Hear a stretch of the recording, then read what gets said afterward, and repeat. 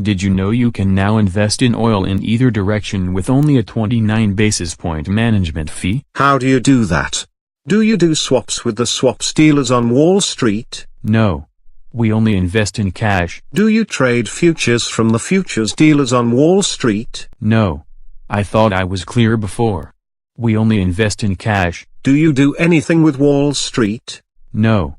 The cash, in combination with the performance of the two share classes, are designed to generate the return. Also, investing in cash means we don't need to transact with Wall Street and pay all the associated bid-offer spreads. How can it be more efficient without Wall Street? We take a different approach to delivering investment returns.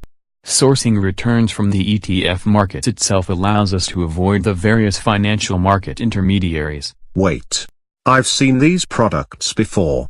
Their share prices seem to just be on a path to zero. Is that because they cubic spline regress their futures hedge? Once again, they just invest in cash, but the reason why it may seem as though the price is going to zero is because all returns each month are paid out to investors in cash. So you are saying that I need to take into account any cash that is paid to me when evaluating my return profile? That is correct. When you look at the share price performance for any month, and add in any cash you might have received, it will accurately reflect the performance of oil. But the bloggers have told me that investors in these ETFs lost all their money. 99% of the fund's cash, and as a result, 99% of the fund's share price can be attributed to payments made to investors which relate to fund returns. So are you saying that the bloggers were wrong? Yes. What is generally unknown to the investment community is that regulations prohibit fund companies from messing around with them. Many of them masquerade as experts, write misleading information and pass it along as fact. As you can imagine, it's a really frustrating position for a fund company to be in. My goodness.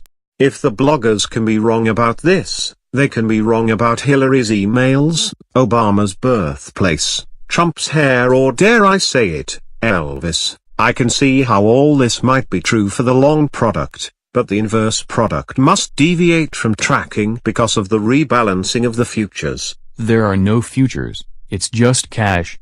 Why are you trying to overcomplicate things? Because it's cash. There are no futures to rebalance, which means there is no daily rebalancing impact on returns. It is just a simple point-to-point calculation, which makes it unlike any other inverse product in the market. So let me get this straight. The funds only hold cash, right? Yes. And the funds aren't subject to transactional costs due to rebalancing, right? Yes. And when I add back in any cash I have received, the funds track their underlying index, right? Yes. And this is a much more accurate inverse product for investors, right? Yes. Well, I'm sold. What are the tickers for these products so I can inform my financial advisor?